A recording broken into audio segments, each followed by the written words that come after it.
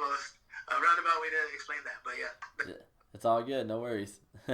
But I do have to say, I think the only project I really listened to was Stay Wavy, only because it was kind of like I don't know when I started some of the like one other album or mixtape that you came out with, I just couldn't like really sit with it because I still had to say Wavy sound in my head. So reverting back to that, like there are songs in there like Get Along and Be My Baby that like I kind of just threw into my like first date playlist. You know what I'm saying? Because Hell like yeah. it's That's, soothing, man. What can I say? I appreciate that, bro. Hell Hmm. yeah. Enjoy it as long as you like. The other stuff will be there later. Yeah, exactly. You know what I'm saying? And so that's why, and then that's also gonna lead me to this thing where I'm starting to do now on the show. I think I've only done it to like one interview, but like I'm coming up with a thing where I randomly pick a topic and I get to ask you what song would you add into this kind of playlist. You know what I'm saying? Oh, And at the end of the year, gonna have whatever playlist I have and throw it up and say this is came from all the guests, blah blah blah. You know, dang.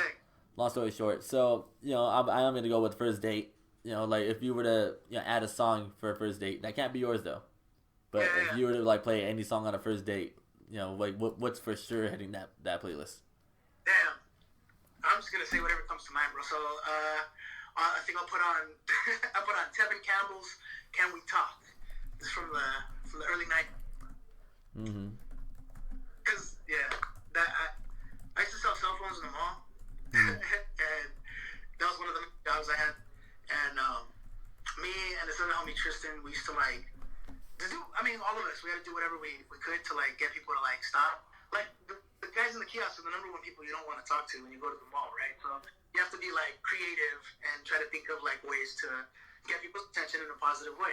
Mm-hmm. So that could be anything from like capping on them, even like in a playful way, to flirting, to jokes, like whatever, to singing. Like so yeah, like me. Anytime me and him, when I was single and all that stuff, like I would say, "Can we talk?" Like if a girl passing by, and she's like, "Well, what the hell?" And then, "Oh, let me see that phone real quick." Like, Wow, man, you know how to open windows then, no? but it's an icebreaker. That's the point. Like I was like, that's the first date. We'll put the icebreaker on. Shit, man, it definitely beats my icebreakers. Usually, I'm like, how much does a polar bear weigh? I'm like, Uh, mm-hmm. bro, I barely, but fuck. I just wanted to say something to break the ice, right? Yeah, like It's that. like I don't know, but or no, it's like how much does the polar bear weigh? And you're like, how much? You go, oh, enough to break the ice. Hi, my name's Tony. Yeah, there we go. There we go. Yeah, There we go. uh huh. Yeah. Perfect. So but I do want to like kind of touch on Get Along a little more, just because like it kind of reminded me of like when you mentioned Zapp and Roger earlier, I could kind of see where you come up with like the harmonizing sound when you come into the intro of the song, because it also reminds me of Zapp and Roger, and oddly it reminds me of Isaiah Rashad, if you know who that is. I do. And I do. yeah, and so it just had that that feel with the harmonizing sound from Zapp, but then you also have like the swagger of like Isaiah like right after, and then afterwards it just goes directly into like your whole creation that you came up with, and honestly I love it, man. Yeah, that's just me personally. That's my personal favorite song. Then Be My Baby, obviously, but yeah. Thank you, man. That's high praise. I appreciate that, bro. That's wow. I'm very humbled and kind of speechless. Like, thank you. Later, you talking Yeah. about "Get Along," you said, right? Yeah. Mm-hmm. Yeah, man. Thank you. I'm actually. That's one of the songs I didn't think that would get like a lot of interest, but it's surprising to me when people say that that's their favorite song. It's surprising to me because it's like, that's cool. You listen. At least that's Yeah. how I feel. No, no, for sure. I mean, like this is kind of like my job. So I mean, what can I say? Uh, Yeah. but you know what though? Like, yeah, just keep it up, man. I mean, I wish I had a lot more to emphasize on it. It's just that I don't want to like overdo it, oversaturate it, because everyone else has to listen to for themselves. And so, Well, yeah, they can all do it everywhere. yeah, Wherever exactly, you love music, you can go to my website. It's all there. for sure. And so, how was the creative process coming up with your latest single, Subway, with Soul Chef? That one, man, I'm gonna like tell you the truth, bro. It's kind of it was an old song that was in the vault. Um, actually, one of the first. Actually, I'm gonna say that that's the first complete song I wrote front to back by myself. Like, Aside from the instrumentation, that's all Soul Chef. He wrote the melody, the beat essentially.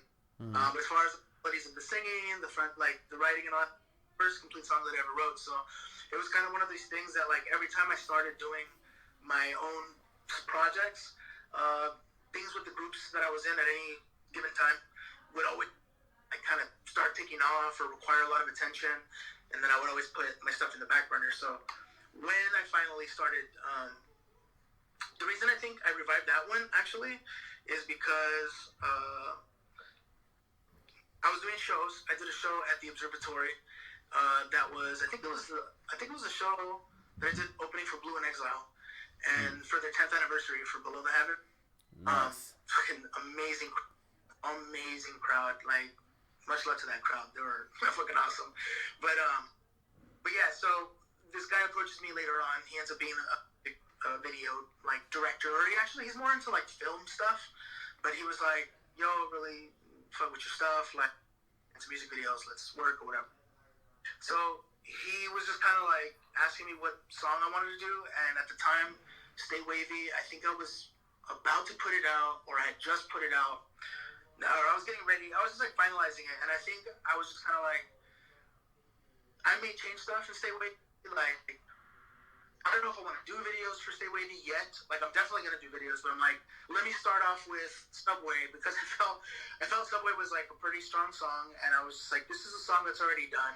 I didn't do anything with it. Like, let's kind of revive it, distribute it, put a music video out for it, and yeah, man. So it's funny. It's actually one of the oldest songs I wrote, but I put it out recently, and so me and Soul Chef are working on some new stuff though. So that's gonna be that's one of the producers that I just recently kind of reopened communication with, and I'm excited. He's excited too. Want to do some new Spanish stuff with him, Spanish like influence stuff. It's pretty crazy. So, but anyway, yeah, that's what was the reason why Wavy. I mean, sorry, Subway. Excuse me. Oh yeah, no worries. I saw what you're doing. All right, man. Yeah, I dig it, man. That's why, for sure, after this whole day is over, pretty much, because it's a lot of your music is very laid